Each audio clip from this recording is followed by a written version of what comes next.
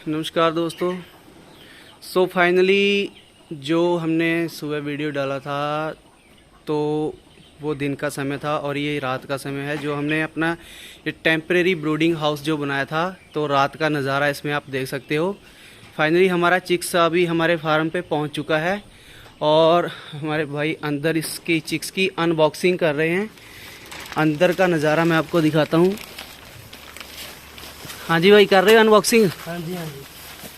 ये देखिए भाई साहब, ये हमारा चिक्स है FFG का और ये 68 की पैकिंग है। ये देखिए दोस्तों, हमने पूरे ब्रूडिंग हाउस में अखबार बिछा दिया है और 8 ड्रिंकर हमने लगाए हैं, जिनमें हमने गुड़ का पानी रखा है और 9 फीडर 500 चिक्स के लिए। और ये देखिए, सारे के सारे चिक्स बिल्कुल हेल्दी हैं, कोई दिक्कत परेशानी इनको नहीं है अभी तक। ये देखिए, इस तरह से आप अनबॉक्सिंग कर सकते हैं। मतलब एक एक चिक्स निकालने की ज़रूरत नहीं है, बॉक्स लो और सीधे उसको पलटी मार दो। अब ये देखिए प्रोसेस।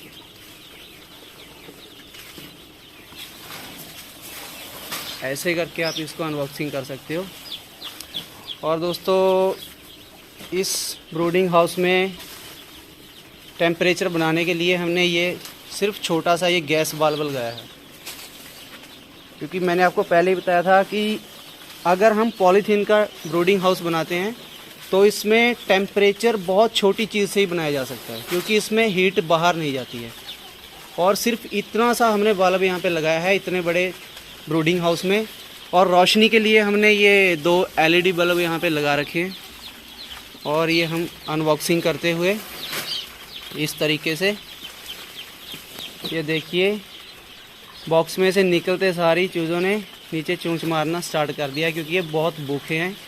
सुबह से चले हुए अब रात को 9 बजे हमारे फार्म पर ये पहुँचे हैं और तब भी चिक्स बिल्कुल हेल्दी है।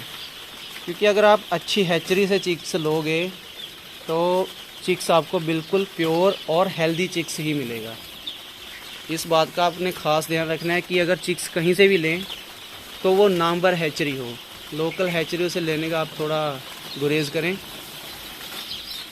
ये देखिए दोस्तों, हमारे पूरे चिक्स की अनबॉक्सिंग हो चुकी है। ये इधर खाली बॉक्स, और ये देखिए कैसे चिक्स हमारे यहाँ पे बिल्कुल मज़े से खेल रहे हैं।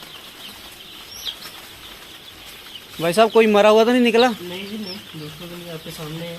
देखो, देख सकते हो दोस्तों, 510 चिक्स में से एक भी पीस मरा हुआ नहीं निकला।